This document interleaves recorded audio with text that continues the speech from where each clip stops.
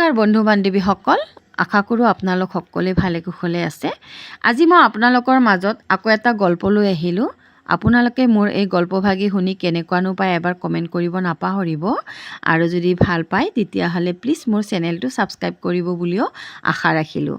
তো আহক মই গল্পভাগি আপোনালোকৰ মাজত আওৰাই দিওঁ বেছি দেৰি নকৰি। তো আহক মই আপোনালোকৰ মাজত গল্পভাগি লৈ আহিলোঁ। গুৰু। গল্পভাগীৰ নাম হৈছে গুৰু। ডাক্তৰ সুভাষ মঞ্জুৱে বিহাইণ্ড দ্য মাস্ক নামেৰে এখন কিতাপ লিখিছিল। সেই কিতাপখনত তেওঁ এটা শিহৰণকাৰী ঘটনাৰ বিৱৰণ দিছিল। ঘটনাটো আপোনালোকে তেওঁৰ মুখেৰে শুনক। মই মোৰ প্ৰথম চাকৰি কৰিছিলোঁ আলিবাগৰ এখন হস্পিটালত। এদিন আবেলি আঘাতপ্ৰাপ্ত এগৰাকী মহিলাক মোৰ ওচৰলৈ লৈ অনা হৈছিল। মহিলাগৰাকী বিয়া হোৱাৰ 11 বছৰৰ পিছত প্ৰথমবাৰৰ বাবে গৰ্ভৱতী হৈছিল।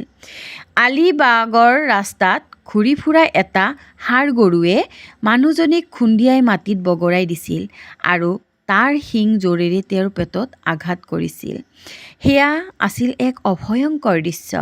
তেজেৰে লুতুৰি পুতুৰি পেটটোৰ ক্ষতস্থানৰ পৰা মানুহজনীৰ গৰ্ভত থকা সন্তানটিৰ হাত এখন ওলাই পৰিছিল। মোৰ মূৰত ধুমুহা বলিছিল।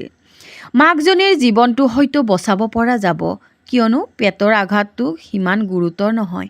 কিন্তু জৰায়ুৰ ফাটি যোৱা বেৰখন চিলাই দিয়াটো ভাবিব নোৱাৰা কথা, যিহেতু সন্তানটিৰ ওলাই অহা হাতখন জৰায়ুৰ ভিতৰলৈ পুনৰ সংস্থাপন কৰাটো অসম্ভৱ। মহিলাগৰাকীৰ পৰিয়ালৰ সিদ্ধান্ত স্পষ্ট, মাকজনীৰ জীৱনটো যেনে তেনে বচাওক। কিন্তু মাতৃগৰ্ভৰ পৰা সহায় বিচাৰি আগবঢ়াই দিয়া সেই সৰু হাতখনিক মই কেনেকৈ অৱজ্ঞা কৰোঁ? হস্পিটালৰ অস্ত্ৰোপচাৰ কক্ষৰ কৰ্মী মাত্ৰ কেইজনমানহে। মোৰ বাহিৰে 2জনী নাৰ্ছ, এজন কম্পাউণ্ডাৰ আৰু এজন সহায়ক, যাৰ কাম কেৱল অস্ত্ৰোপচাৰ কৰা, সঁজুলিবোৰ ষ্টেৰিলাইজ কৰা। মধ্যবয়সীয়া এই মানুহজন মদাহী যদিও নিষ্ঠাৱান আৰু কামত বেছ পাৰদৰ্শী বাবে সকলোৱে তেওঁক সহ্য কৰি আহিছে।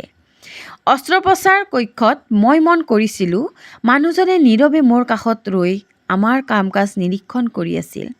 মহিলাগৰাকীৰ পেটৰ ঘাঁটো পৰিষ্কাৰ কৰাৰ পিছত মই কেনেকৈ জৰায়ুৰ পৰা ওলাই অহা সৰু হাতখন পুনৰ গৰ্ভত সংস্থাপন কৰিম, সেয়া মোৰ কিতাপী জ্ঞানৰ বাহিৰত। সৃষ্টিকৰ্তাই জৰায়ুৰ বেৰখন ইমান মজবুতকৈ সৃষ্টি কৰিছে যে তাক সহজে খুলিব নোৱাৰি।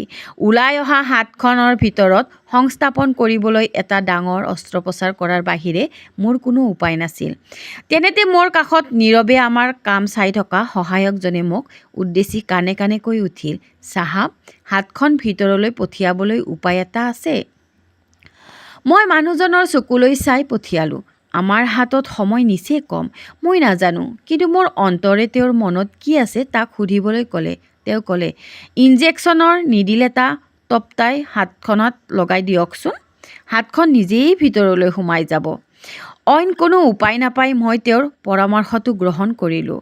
লগতে অন্তৰেৰে ভগৱানক সুঁৱৰি সেই সৰু জীৱটোৰ ওচৰত 100 বাৰমান ক্ষমা বিচাৰিলোঁ। এইবাৰ মই কিছু সাহস গোটাই লৈ নিডিল এটা গৰম কৰি সৰুটোৰ হাতখনত লাহেকৈ চুই দিলোঁ। লগে লগে অলৌকিক ঘটনাটো ঘটি গ'ল।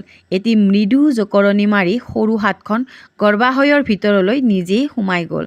তাৰ পিছৰ কামখিনি মোৰ বাবে নিচেই সহজ হৈ পৰিল। জৰায়ুটোৰ মেৰামতি কৰি মই সুন্দৰকৈ ড্ৰেছিং কৰি দিলোঁ। 2 মাহ পিছত মহিলাগৰাকীয়ে নিৰাপদে সেই হস্পিটালখনত এটি কেঁচুৱাৰ জন্ম দিলে আৰু মোৰ হাতত উঠি সেই কেঁচুৱাটোৱে মিচিকিয়াই হাঁহি এটা মাৰিলে। ইয়াৰ পিছৰে পৰা মই সেই মধ্যবয়সীয়া সহায়কজনক মোৰ বহু কেইজন গুৰুৰ মাজৰ এজন বুলি মানি ল'লোঁ। আজি মই অন্তৰেৰে বিশ্বাস কৰোঁ, যেতিয়া কিতাপৰ জ্ঞানে পৰিত্ৰাণৰ কোনো উপায় দিব নোৱাৰে, তেতিয়া ভগৱানে নানা ৰূপৰ গুৰুৰ মাধ্যমেৰে আমাক সঠিক পথৰ সন্ধান দিয়ে। যেনেকৈ সিদিনা মোক সহায়কজনে দিছিল। তেওঁৰ এই কৌশল কোনো কিতাপতে পোৱা নাযায়। শেষত মই ইয়াকে ক'ম যে এয়া সকলো ভগৱানৰহে ইচ্ছা। তো বন্ধু বান্ধৱীসকল, আপোনালোকে মোৰ এই গল্পভাগি কেনেকুৱা পালে এবাৰ কমেণ্ট কৰিব নাপাহৰিব। আৰু যদি মোৰ এই গল্পটো শুনি আপোনালোকে ভাল পাইছে, তেতিয়াহ'লে প্লিজ মোৰ চেনেলটো ছাবস্ক্ৰাইব কৰিব বুলি আশা ৰাখিলোঁ। তো আকৌ এটা নতুন গল্প লৈ অহাৰ প্ৰতিশ্ৰুতিৰে আজিৰ মই এই গল্পভাগি আপোনালোকৰ মাজৰ পৰা বিদায় ল'ম। তো আকৌ এটা নতুন ভিডিঅ' লৈ অহাৰ প্ৰতিশ্ৰুতিৰে আজিৰ মই এই গল্পভাগি ইয়াতে সামৰণি মাৰিলোঁ। সকলোৱে ভালে কুশলে থাকক। নমস্কাৰ।